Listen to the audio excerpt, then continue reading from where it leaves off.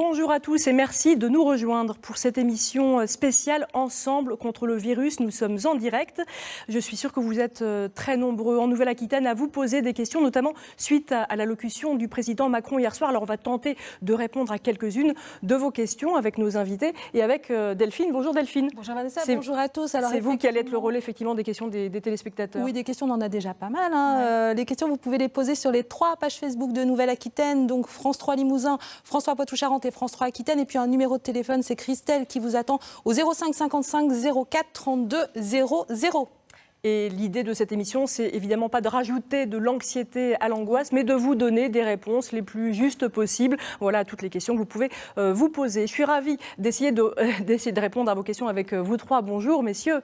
Bonjour. Le docteur Jean-Christophe Nogrette, vous êtes médecin généraliste et vous êtes aussi le président du syndicat MG France en Limousin. Bonjour. Bonjour. Et bonjour, docteur Hervé Merveille, avec un nom pareil. Hein. Vous êtes psychiatre, docteur Merveille, au CH Esquirol à Limoges, et notamment spécialiste des personnes âgées. Il y a beaucoup de questions qui se posent justement sur le confinement des personnes âgées dans notre région et en France. Et bonjour, Richard Doudet. Bonjour. Vous êtes avocat et spécialiste du droit du travail. Il y a beaucoup de questions aussi qui se posent pour les entreprises, en fait, et puis pour les salariés, bien sûr. Pour les salariés, évidemment, aussi. Voilà, est-ce qu'on doit télétravailler, etc. Beaucoup d'inquiétudes pour lundi. Énormément. Oui. Et oui, énormément d'inquiétudes. Alors on devait aussi avoir la préfète de Nouvelle-Aquitaine qui ne peut finalement pas venir pour la bonne raison qu'elle est en pleine réunion avec tous les préfets, tous les recteurs, tous les directeurs d'instances, avec notamment le ministère de l'Intérieur. On comprend qu'il y a une organisation un peu incroyable qui est en train de se mettre en place pour répondre aux différents enjeux que pose cette pandémie. Alors on y est ou pas au stade 3 finalement? Le mot stade 3 n'a pas été évoqué hier par le président, Dr Nogrette, mais c'est tout comme? Alors le stade 3, il faut comprendre que le stade 3, c'est une circulation libre du virus dans la population, dans l'ensemble de la population. On comprend bien avec les actualités qui nous enchaînent, les nombres de cas, etc., et surtout la diffusion sur le territoire, qu'on est évidemment en stade 3, même si ça fait un peu peur de prononcer le mot. Mais bon, pour les gens qui vivent dans l'Oise, en Haute-Savoie, etc., c'est déjà le stade 3 depuis longtemps. On est un petit peu moins touché pour l'instant, en tout cas en Nouvelle-Aquitaine. En Limousin, en Nouvelle-Aquitaine, on n'a pas beaucoup de cas, donc on n'est pas dans une phase épidémique très intense. Mais l'épidémie, c'est la diffusion du virus sur tout le territoire, et je crois qu'on peut dire qu'on y est. Alors, je voudrais qu'on regarde ensemble un petit condensé de ce qu'a annoncé hier le président Macron. Regardez. T'as entendu le président hier soir ? Ben non, j'étais coincée dans un tunnel. Mesure nouvelle et forte, dès lundi, l'école est finie jusqu'à nouvel ordre. Sur tout le territoire, à partir de lundi donc, plus de crèches, plus d'écoles primaires, de collèges, de lycées et d'universités. La fermeture des écoles est surtout destinée à limiter la propagation du virus.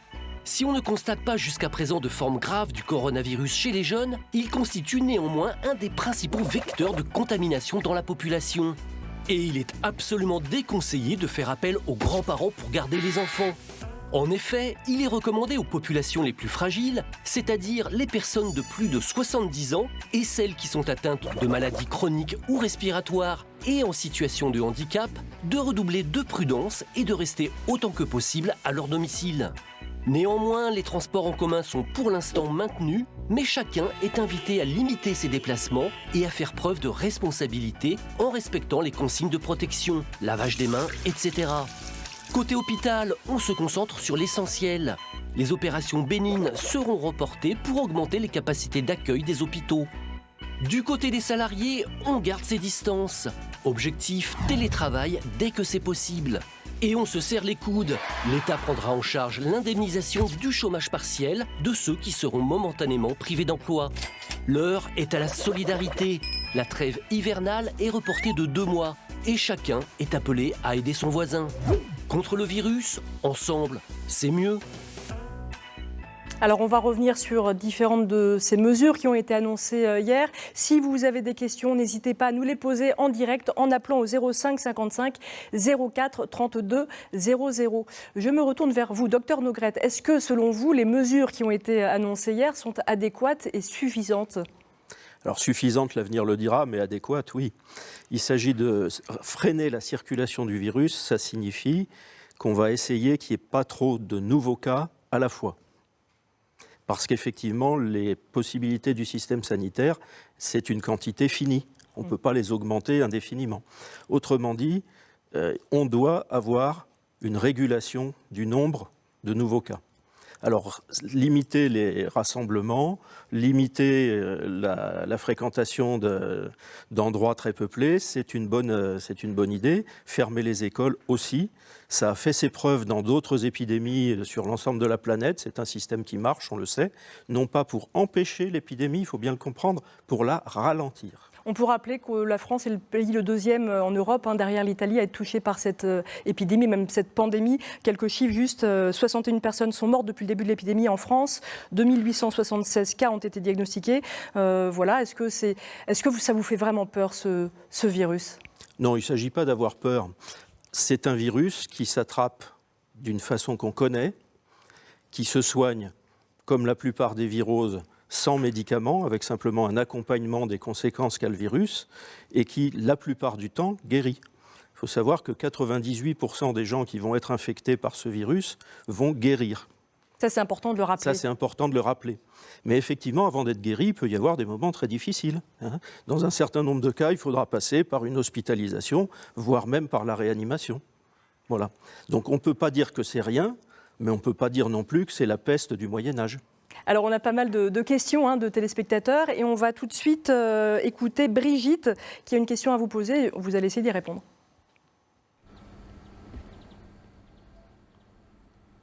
Alors, est-ce qu'on peut... Bonjour, je m'appelle Brigitte. J'ai une opération prévue. Dois-je l'annuler par précaution ? Docteur Nogrette. Alors, on peut répondre à Brigitte qu'effectivement, il va probablement falloir annuler son opération si elle n'est pas trop urgente. Pourquoi ? Non pas par précaution, parce qu'à l'hôpital, elle ne sera pas plus en danger que chez elle, probablement, mais surtout pour libérer de la place à l'hôpital pour les personnes qui auront besoin d'être hospitalisées en raison de l'épidémie. Le plan blanc qui atteint son niveau 2 maintenant sur l'ensemble de la France, c'est un plan d'organisation notamment des hôpitaux qui vont déprogrammer de l'activité programmée pour faire de la place aux malades victimes de l'épidémie. C'est ça le vrai enjeu, la façon dont le système de santé doit s'organiser aujourd'hui, c'est que le plus de personnes peut-être puissent rester chez elles, même si on a des symptômes, et c'est vraiment d'hospitaliser les personnes les plus durement atteintes ? Alors bien évidemment, quand on a une vague épidémique, il n'est plus question de confiner les gens pour éviter que le virus diffuse.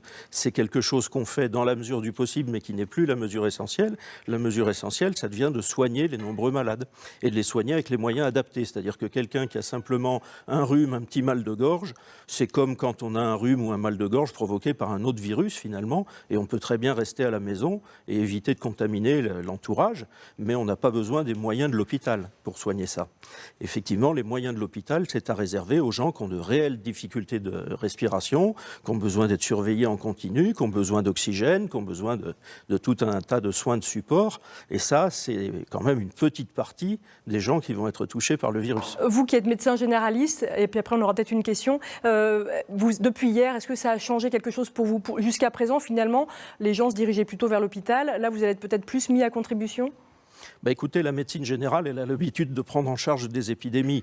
Rien que depuis le mois d'octobre, on a pris en charge 2 épidémies de gastro-entérite et une épidémie de grippe. Et c'est ce qu'on fait tous les ans. Donc, grosso modo, les épidémies, ça ne nous fait pas plus peur que ça. Ça s'autorégule, c'est-à-dire que les gens qui ont des petits problèmes de santé qui peuvent attendre, très naturellement, en général, en période épidémique, ils évitent nos salles d'attente. Donc vous n'avez pas plus de monde en salle d'attente Et finalement, on a un peu moins de cette activité-là et un peu plus d'activité pour faire face aux maladies infectieuses.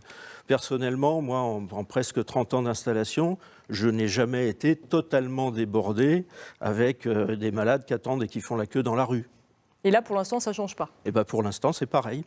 Delphine, une question. On a Christophe qui est en ligne avec nous. Bonjour Christophe. Bonjour. Bonjour. Je vous téléphonais pour une petite question. Vous nous appelez d'Oloron-Sainte-Marie. Tout à fait. On vous écoute. Alors la question était quelles sont les modalités pour pouvoir bénéficier de la garde d'enfants à domicile ? C'est notre avocat qui répond. La garde d'enfants à domicile. Alors là, pour le coup, on ne sait pas encore si des choses sont prévues. Toujours est-il que si la question c'est est-ce que vous voulez rester à domicile pour garder vos enfants, c'est prévu effectivement par la loi. Soit d'abord télétravail, en priorité mis en place par l'employeur, qui peut l'imposer d'ailleurs à ses salariés. Ensuite, l'employeur peut mettre à disposition, peut mobiliser les congés payés. C'est-à-dire qu'il peut forcer les salariés à être placés en congés payés dans la limite de 14 jours, et les salariés, même si les congés ont été programmés. Ensuite, il peut y avoir un dispositif d'arrêt maladie spécial qui a été créé. Et il faut que le salarié soit déclaré par son employeur sur le site Amélie qui va être mis à votre disposition. Pour les arrêts de travail, ça concerne un des deux parents, ça ne peut pas concerner les deux parents. Et il faut une déclaration sur l'honneur du parent qui doit être remise à l'employeur disant que son conjoint ne peut pas garder les enfants. Et ensuite, après, c'est le dispositif qui a été annoncé par le président de la République hier au soir, un dispositif absolument incroyable, puisqu'on a eu confirmation ce matin que c'est un chômage partiel généralisé qui est mis en place et qui permettra à l'employeur de bénéficier d'une prise en charge de 84% du salaire. Ça, il faut bien du salaire net. Du salaire net, 84%, et ce, sans plafond. C'est-à-dire qu'avant, le chômage partiel était plafonné sur le SMIC. Là, on a déplafonné complètement, c'est-à-dire qu'on peut avoir des salaires à 3 000, 4 000 euros. Eh bien, l'État compensera, et ce, jusqu'à présent, mais on n'a pas tous les textes, évidemment, puisque ça a été annoncé hier au soir, sans limite de temps. Donc, c'est totalement inédit. C'est totalement inédit. On imagine les milliards que ça peut représenter. Il faudra qu'on fasse quand même attention parce que j'attire l'attention des employeurs sur le fait que quand on nous annonce ce type de dispositif, qu'on nous dit on ouvre les robinets, allez-y, dans un an et demi, il y aura les contrôles URSSAF. Et là, on viendra nous dire « Ah, mais il fallait telle condition, il fallait tel document. » Donc, il faudra bien faire attention au texte qui va sortir et bien respecter toutes les obligations pour ne pas prendre un contrôle URSSAF dans un an et demi. On a aussi plusieurs questions de travailleurs indépendants, d'artisans, de commerçants qui sont à leur compte. C'est pareil, c'est peut-être plus difficile pour eux de tenir. Ils peuvent aussi sur Amélie, ils ont une partie à eux, Amélie, pour les travailleurs indépendants, qui peuvent aussi se déclarer en maladie à condition de pouvoir justifier de la même condition, c'est-à-dire être obligé de garder ses enfants. On a une autre question, plus pour notre... Moins de 16 ans, pardon. De moins de 16 ans. On a une question pour notre médecin. On va écouter Laura tout de suite, qui, elle, est enceinte. Je voulais savoir déjà d'une, est-ce qu'en tant que femme enceinte, on est considéré comme des personnes plus vulnérables? Et est-ce que le virus peut être transmis de la mère à l'enfant? Et par rapport aux mesures d'hygiène, je voulais savoir également, parce qu'on entend un peu tout, est-ce que le gel hydroalcoolique est nocif ou pas pour la femme enceinte et son enfant? Alors on entend effectivement qu'il faut se laver les mains ou mettre du gel hydroalcoolique. Est-ce que c'est dangereux déjà pour les femmes enceintes, docteur ? Alors je répondrai déjà que la meilleure façon de se laver les mains, c'est de l'eau chaude et du savon. C'est tout aussi efficace que les gels hydroalcooliques désinfectants. Ces gels hydroalcooliques ne contiennent pas de produits toxiques, donc ça n'a pas de toxicité particulière, même en usage répété pour les femmes enceintes. Enfin, je crois que cette dame demandait si on pouvait avoir des données sur la transmission du virus à son bébé. Alors pour le moment, il n'y a pas de données publiées sur ce sujet-là. Il faut savoir qu'on a des notions concernant le coronavirus, bien sûr, la famille des coronavirus, et que la transmission materno-fétale n'est pas un problème. On sait aussi que les femmes enceintes ne sont pas tellement à risque de faire des formes graves. Les personnes les plus à risque sont les personnes âgées. Sont les personnes âgées et les personnes qui ont des maladies lourdes avec elles.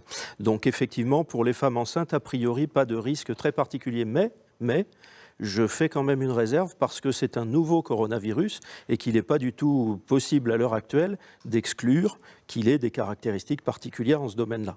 Donc évidemment, pour cette dame, les mesures de protection, éviter la foule, se laver beaucoup les mains, s'appliquent à fond. Delphine Marc de Bordeaux aussi qui nous pose une question. Est-ce que les diabétiques qui ont un diabète équilibré sont tout de même des personnes fragiles ? Alors tout dépend de l'étendue, de l'ancienneté de leur diabète et puis des maladies qui vont avec, bien entendu. Quelqu'un qui a juste un petit diabète, entre guillemets, parfaitement bien équilibré, n'est probablement pas beaucoup plus à risque que la moyenne des gens. Mais effectivement, le diabète, c'est souvent une maladie de gens relativement âgés, qui ont aussi de la tension, qui ont aussi d'autres choses. On peut pas faire une réponse trop générale. Disons que grosso modo, si vous êtes en parfait état général, n'ayez pas d'inquiétude particulière. D'inquiétude, il y en a beaucoup de l'inquiétude. Docteur Merveille, il y a une vraie psychose quand même, on a l'impression qu'il s'empare de la population. Une psychose grandissante en tout cas. Psychose, un mot. C'est peut-être le terme est peut-être un peu fort. Oui, c'est psychose, je ne sais pas, mais. C'est certain en tout cas. Il y a un niveau de stress qui a augmenté, c'est certain. Mais dans les consultations, je dois vous dire une chose, c'est que je n'ai pas aperçu ici ou là d'éléments stressants, anxiogènes, verbalisés par nos patients, qui sont, je le répète, des patients de plus de 65 ans en ce qui me concerne. Vous êtes spécialiste des personnes âgées. Spécialiste des personnes âgées. J'ai l'impression que la crise des Gilets jaunes, il y a 1 an et demi, était plus anxiogène et plus stressante au niveau des paroles que j'entendais dans mes consultations. Ah oui ? Maintenant, le président est intervenu hier soir et incontestablement, il y avait une certaine forme dramatique, un peu... Une solennité en tout cas. Une solennité, quelque chose qui engendrait probablement de la réflexion, qui a dû avoir lieu cette nuit, dans les sommeils plus ou moins apaisés. Et il faut voir au fil du temps ce que ça va transmettre à notre population, surtout âgée, parce qu'ils sont de toute façon déjà, rien que par les mots du président, stigmatisés comme d'habitude. C'est-à-dire que, attention, c'est eux les dangers, c'est eux qui doivent être en danger, c'est eux qu'il ne faut pas, etc. Ils ne doivent pas sortir, etc. Mais c'est pour les protéger. On les protège. Dans notre service, nous avons interdit les visites. Alors évidemment, vous imaginez les personnes âgées qui sont hospitalisées pour des problèmes psychiatriques, c'est pas évident de ne pas recevoir sa famille. Je le comprends complètement.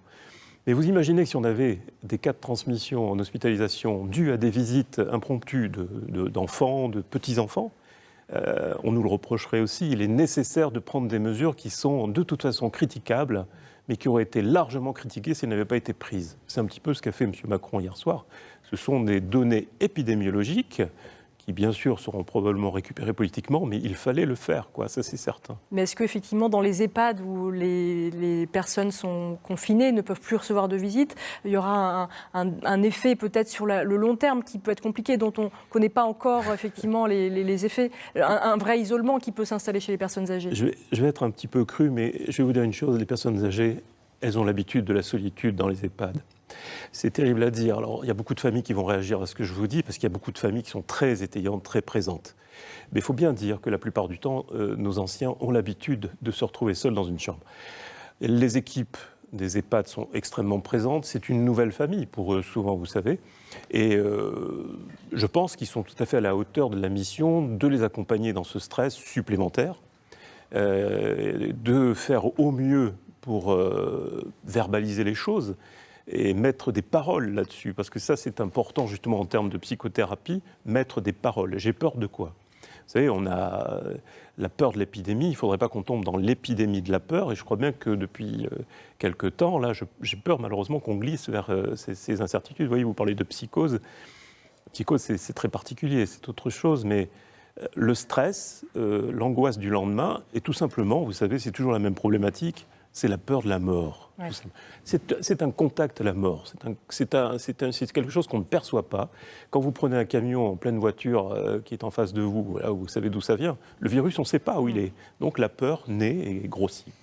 Alors, on a 2 questions. On a Isabelle qui est infirmière, qui a un enfant qui est handicapé, qui est normalement dans un institut, dans un IME, qui demande qu'est-ce qui va devenir. Alors pour le moment, sachez qu'on s'est renseigné également que les directions de l'aide sociale à l'enfance, donc il y a des réunions de crise actuellement, donc vous serez tenus au courant évidemment. Et puis en ligne, on a Christiane qui nous appelle des Landes. Bonjour Christiane. Oui, bonjour madame. Bonjour Christiane, donc vous nous appelez de Mios, on écoute votre question. Oui, écoutez, moi je suis un petit peu l'actualité là tous les jours par rapport à ce coronavirus. Et c'est vrai que quand je regarde un peu ce qui se passe en Italie, en Espagne et en France, que les cas augmentent de façon très significative. Et la virulence de cette maladie, je me pose la question à savoir si en fait le virus n'aurait pas déjà muté. Voilà, qu'il y aurait une forme plus virulente, plus agressive, si vous voulez, par rapport à l'origine de la maladie. Merci pour votre question. Docteur Nogrette, qu'est-ce qu'on peut lui répondre ? C'est une question très technique, je ne suis pas virologue, mais il est clair en tout cas que le virus est très surveillé et que tous les patients hospitalisés notamment, on prélève des échantillons viraux pour ce qu'on appelle les séquencer, c'est-à-dire voir exactement leur carte d'identité génétique. Depuis le début de l'épidémie en Chine, le virus a pour le moment très peu muté dans toutes les études qui ont été publiées. Alors évidemment, une mutation, ça peut arriver ce matin, cet après-midi, demain. Pour le moment, la différence en fait d'explosion épidémique suivant les pays tient essentiellement à la façon dont on gère la crise. Et pas à une variation de la virulence du virus. D'ailleurs, on peut souligner que ça va déjà mieux en Chine. Alors en Chine, effectivement, l'épidémie plafonne. Il y a beaucoup d'administrations et de commerces qui rouvrent dans la ville d'origine de cette épidémie, parce qu'effectivement, le nombre de cas à cet endroit-là a déjà beaucoup diminué. Et il y a des pays qui contiennent fort bien l'épidémie déjà depuis quelques semaines, notamment la Corée du Sud, où ils ont fait une politique un petit peu différente de la nôtre. Ils ont testé le maximum de gens possible. Ils ont isolé les gens de façon complètement naturelle parce que les gens là-bas ont déjà l'habitude de porter des masques et de se laver les mains et de ne pas se toucher pour un oui ou pour un non. Donc effectivement, le virus ne circule pas pareil en Corée que dans nos pays latins où on se tripote beaucoup. C'est vrai. Voilà. Est-ce que vous trouvez quand même que les Français ou les néo-aquitains, en tout cas, sont des bons élèves? J'ai l'impression, moi, que les gens suivent un petit peu les consignes. Ah, mais je crois que les gens comprennent bien ces consignes, qui sont des consignes d'abord de bon sens, qui sont des consignes simples. On ne leur demande pas de faire des choses extravagantes, se laver les mains, écoutez quand même. Et puis, je crois que les gens sont motivés parce qu'ils ont tous un petit peu peur. Je voudrais leur dire qu'ils ont raison de se comporter comme ça. C'est-à-dire qu'effectivement, avoir un petit peu peur et puis se comporter avec du bon sens, c'est le meilleur moyen de passer à travers de l'épidémie tranquillement. Le bon sens, effectivement, c'est parfois ce qui fait un peu défaut. Je voudrais qu'on regarde ensemble cette vidéo pour démêler le vrai du faux. Regardez. Coronavirus, on démêle le vrai du faux. La téléconsultation n'est possible qu'avec son médecin traitant. Vrai ou faux ? Faux, la téléconsultation, c'est-à-dire une consultation à distance avec un ordinateur équipé de webcam ou sur son smartphone, est désormais possible avec n'importe quel médecin partout en France, même si vous ne l'avez jamais rencontré physiquement. Tout comme lors d'une consultation normale, il peut vous prescrire une ordonnance, un arrêt de travail et c'est remboursé par l'assurance maladie. Les personnes qui toussent doivent se faire dépister systématiquement. Vrai ou faux ? Faux, tousser n'implique pas forcément que vous ayez le coronavirus. Par contre, s'il s'agit d'une gêne respiratoire accompagnée de température, il convient d'appeler le 15 ou votre médecin. Eux seuls vous diront si vous devez être testé. Toutes les personnes venant de l'étranger sont contrôlées systématiquement à leur arrivée. Vrai ou faux ?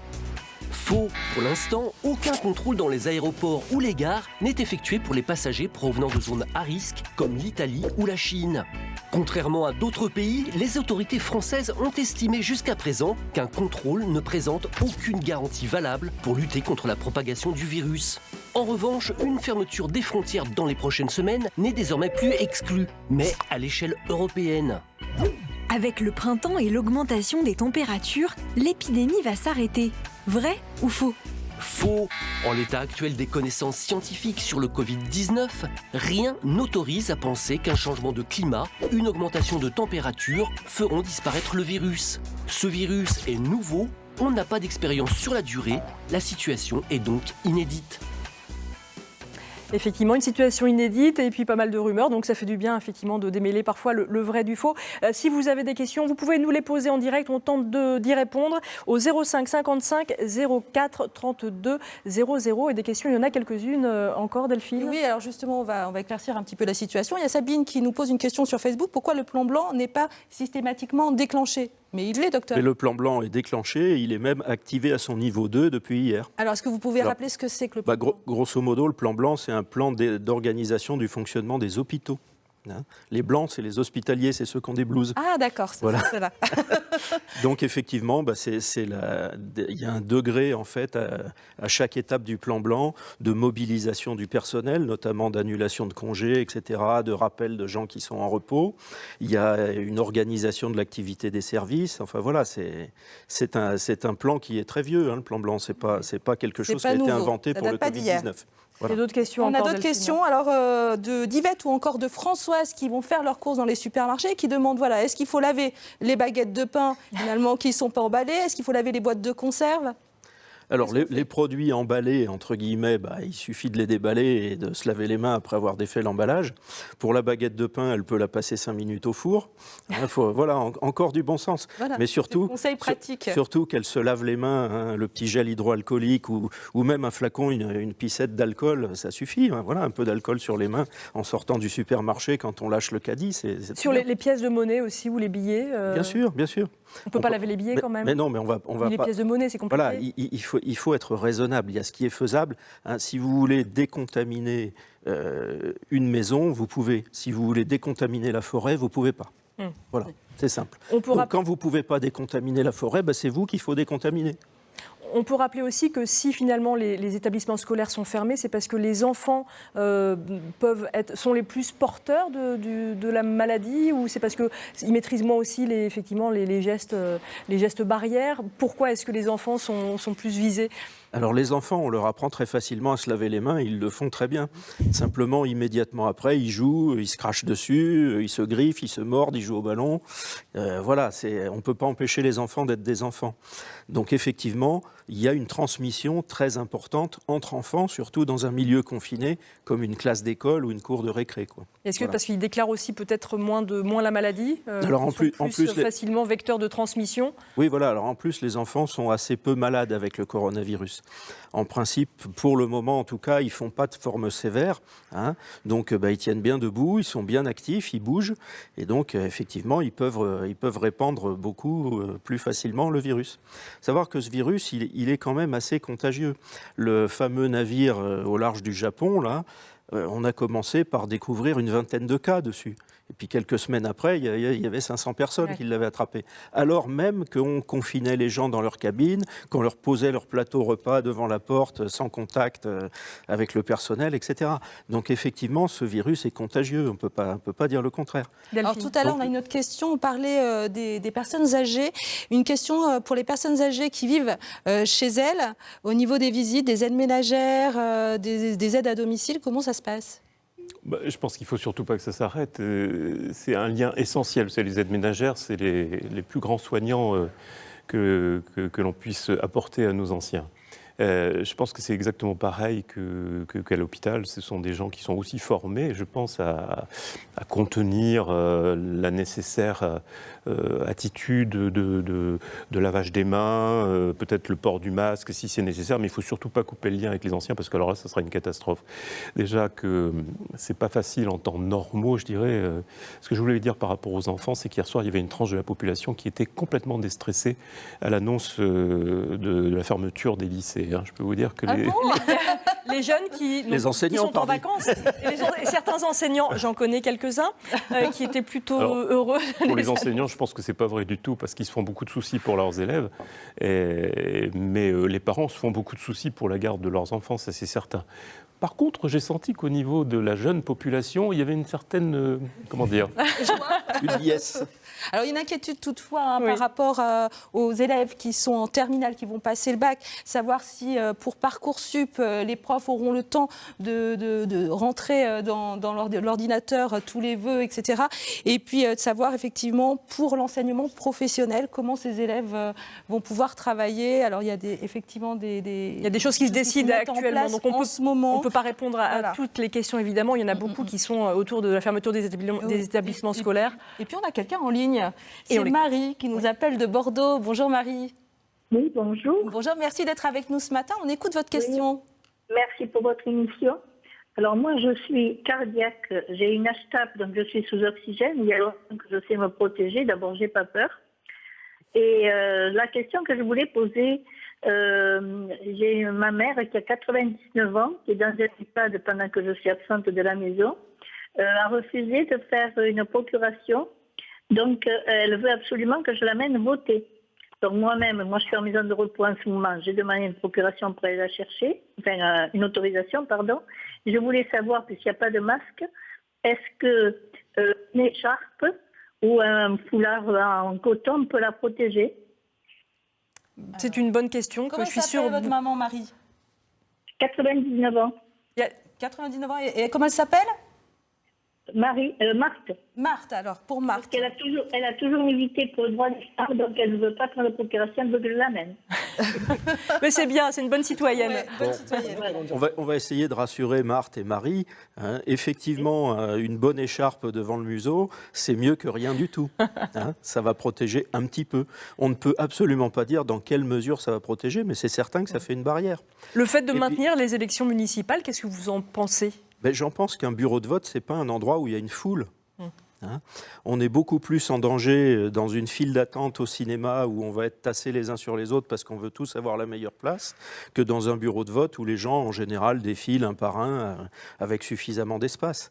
Et puis les mesures ont été prises en ce qui concerne les bureaux de vote, hein, c'est-à-dire qu'il y aura un lavage des mains avant d'entrer et il y aura un lavage des mains à la sortie. Oui. Hein. Et puis chacun peut apporter son stylo. Et chacun va devoir apporter son stylo bleu ou noir hein, pour émarger. Voilà, donc il y a des petites mesures comme ça, toutes simples, qui permettent d'éviter la contagion.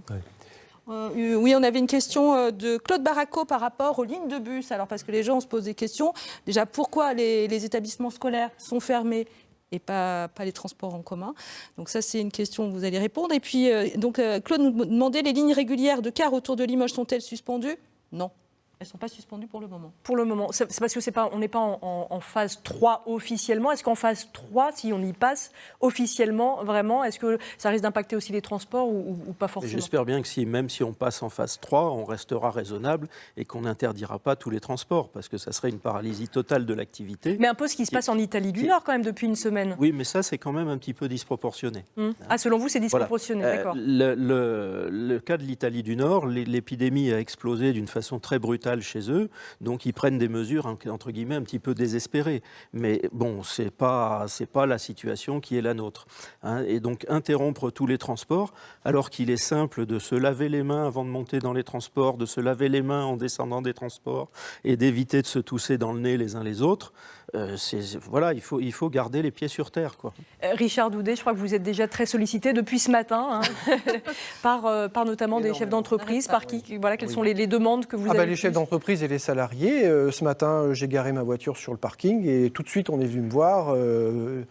Qu'est-ce que je fais que puis-je faire avec mes salariés? Donc oui, il y a une inquiétude parce que ça a été annoncé hier. Les gens vont devoir garder leurs enfants lundi. Donc oui, il y a beaucoup d'interrogations. Et il y a beaucoup d'interrogations sur est-ce que mon employeur peut me forcer à venir?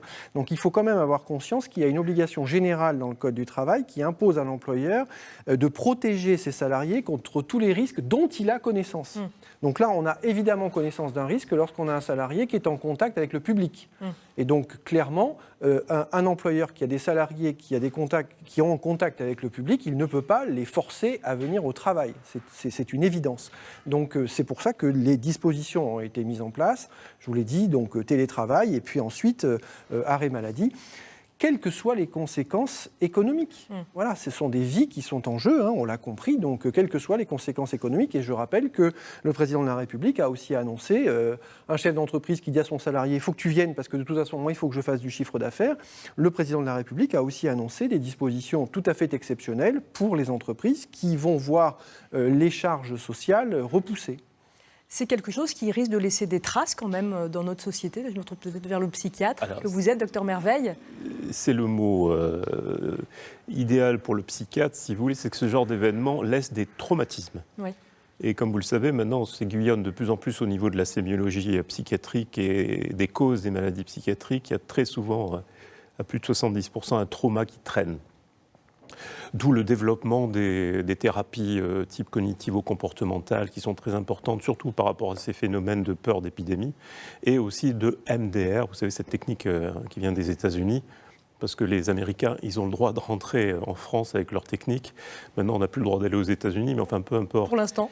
Voilà, le MDR, c'est quelque chose qui vous permet en psychothérapie de lever un traumatisme. D'où peut-il venir ce traumatisme? Il peut venir tout simplement d'une quarantaine. Si vous êtes enfermé, en particulier dans un bateau, tout seul, à ne pas pouvoir parler à quiconque, manger sur un plateau qu'on vous apporte avec des gants et à quelqu'un qui porte un masque, je vous assure, le lien social, c'est important, il a tendance à s'amenuiser un petit peu.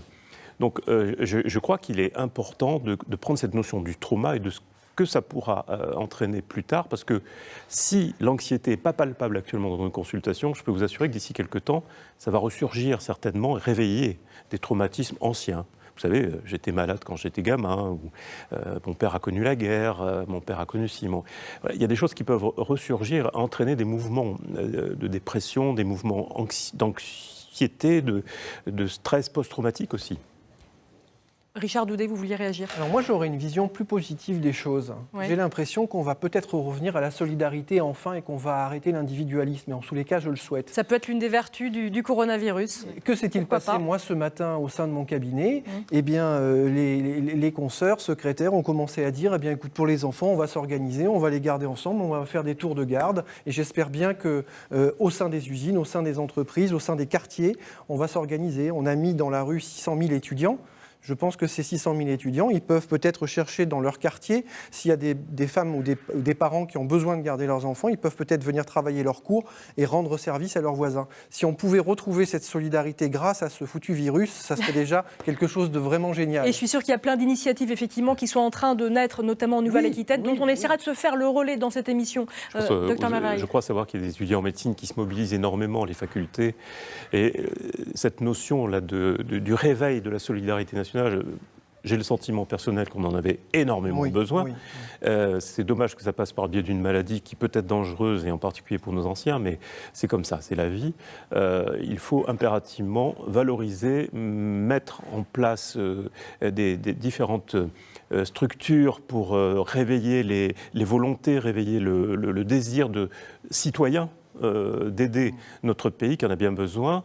Et j'espère que ça va améliorer le contexte social d'une manière ou d'une autre. Et on en a peut-être besoin, effectivement. Et puis arrêtez de vous précipiter dans les supermarchés pour faire des provisions et acheter des pâtes, du riz et du papier toilette. Parce que ça aussi, on commence à être en pénurie. Oui, tu as une question. Oui, c'est Geffreg qui demande si les délais de traitement des ordonnances, etc., par la Sécu vont être rallongés. Le délai de traitement des ordonnances, non, je ne pense pas. Non. Il n'y a pas vraiment de raison. Des arrêts de travail Non, il n'y a pas de raison. On fait beaucoup d'arrêts de travail en ligne maintenant, donc on les fait directement pendant la consultation. Voilà, mais oui, il y a du progrès dans ce domaine-là aussi. Mais bien sûr. Ensemble, c'est mieux, mais parfois sans contact, c'est bien aussi. D'ailleurs, il y a des initiatives qui sont prises aussi dans certains EHPAD pour maintenir le lien entre les résidents et les familles par des biais numériques. Qu'est-ce que vous en pensez, Dr Merveille? Les biais numériques, mais écoutez, il suffit d'avoir... Ça peut pallier effectivement le manque de lien physique. Autour de soi, vous avez des enfants, moi j'ai des enfants de 13 ans et 18 ans, ils sont continuellement, je vais peut-être citer une marque, j'en sais rien, tant pis, en WhatsApp, c'est-à-dire qu'ils se téléphonent en faisant des face-to-face comme ça. Moi je fais de la télémédecine à l'hôpital d'Esquirol. On peut développer, et ça va certainement aussi aider à développer ce genre de communication. Je crois que le docteur Nogrette l'utilise aussi. Il y a bien évidemment moyen de communiquer. Moi, personnellement, j'ai des consultations qui se font par téléphone. L'informatique n'est pas assez développée, en tout cas pour la génération des personnes âgées qui arrivent. D'ici 5-10 ans, ce sera certainement plus le cas. Mais on peut discuter par téléphone, même si on ne vient pas en contact avec un soutien. Et on a quelqu'un d'ailleurs au téléphone. Oui, c'est Nathalie qui nous appelle de Bordeaux. Bonjour Nathalie. Oui, bonjour Delphine. Bonjour, merci d'être avec nous. On vous écoute. Je vous en prie. On vous écoute, Nathalie. Oui, voilà, je vous appelle par rapport au coronavirus et à la panique qui semble gagner les personnes en France. Voilà, je voulais vous dire que moi, je suis en longue maladie pour des problèmes immunitaires depuis de nombreuses années et que chaque année, je passe au travers de la grippe saisonnière. Voilà, juste prendre des précautions de bon sens, bien se laver les mains, se mettre du gel hydroalcoolique dès qu'on rentre des courses avec les cabas. Pareil quand on fait des boutiques, et puis éviter les endroits où il y a beaucoup de monde, à savoir les transports en commun, les cinémas, les théâtres. Voilà, c'est juste un peu de bon sens et un peu de précautions supplémentaires. Mais bon, il ne faut pas tomber non plus dans la panique et dans la psychose. Par ailleurs, mes enfants, dès qu'ils rentrent de l'école, la première chose qu'ils font, c'est d'aller se laver les mains. Et voilà.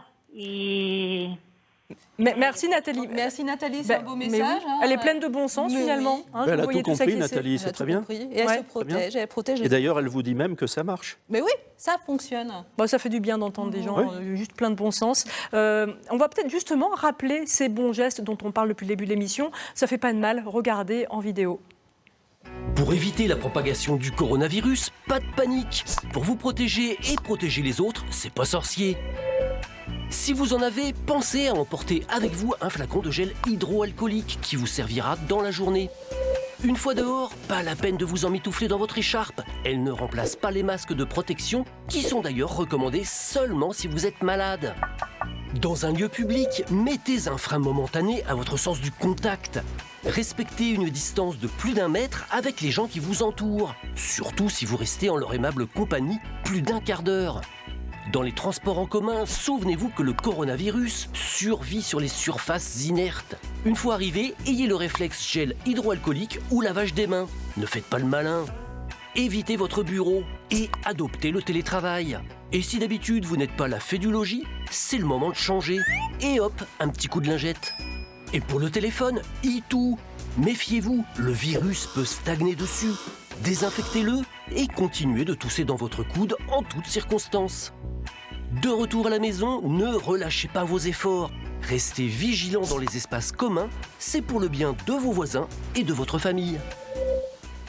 Et voilà, toujours les bons gestes qu'il faut rappeler sans cesse. On a encore quelques questions, Delphine ? Oui, il y a Véronique qui nous demande, par rapport aux ressortissants français qui sont en vacances à l'étranger, que se passe-t-il ? Eh ben, en vacances à l'étranger, il faut se laver les mains. Non mais oui. Bien sûr. Hein, oui. C'est exactement le même problème. De toute façon, on ne va pas les laisser à l'étranger tout le temps. Hein. Voilà, il va bien falloir qu'ils rentrent. Et puis on peut pas empêcher les voyages à l'étranger pour des raisons professionnelles non plus. Hein. Alors effectivement, les gens qui ont un voyage d'agrément, s'il est possible de le reporter, c'est peut-être sage. Oui, Richard Louvet. Là encore, le bon sens. Sauf pour des raisons professionnelles, sauf l'employeur ne peut pas imposer à un salarié d'aller faire un voyage à l'étranger où il serait exposé à un risque. Hein. Toujours la même règle. Hein. Je dois protéger mon salarié. Hein. Alors Richard Doudet, on peut peut-être rappeler les sites internet intéressants par rapport aux arrêts de travail, au télétravail aussi. Oui, donc ils vont s'afficher. La première des choses, c'est que le télétravail ne peut se faire que par un avenant au contrat de travail pour des raisons d'accident du travail. Donc il faut absolument formaliser un avenant au contrat de travail. Je l'ai mis sur mon site internet du cabinet, donc il est disponible à tous. Daguesseauconseil.com. Je n'ai pas de droit d'auteur dessus. Ensuite, il y a le site pour la déclaration d'arrêt maladie, donc c'est Amélie. Alors, j'ai vu sur les réseaux sociaux les gens dire « Ah mais c'est scandaleux, ça va sauter, ils l'utilisent pour ça et nous qui prenons nos rendez-vous habituellement, on ne va pas pouvoir ». Il faut avoir conscience que la Caisse primaire d'assurance maladie a une puissance informatique colossale. Je rappellerai quand même qu'il y a 2 ans, ils ont intégré tous les études de la sécurité sociale de 600 000 étudiants et que rien n'a bugué. Donc il y a quand même une puissance très importante. Donc il ne faut pas hésiter. Et il y a aussi le site sur la déclaration de chômage partiel qui se fait aussi en ligne auprès de la direction du travail. Donc tout ça a été mis en place extrêmement rapidement par les puissances publiques. Et ça, on peut effectivement le souligner. On a terminé parce que l'émission...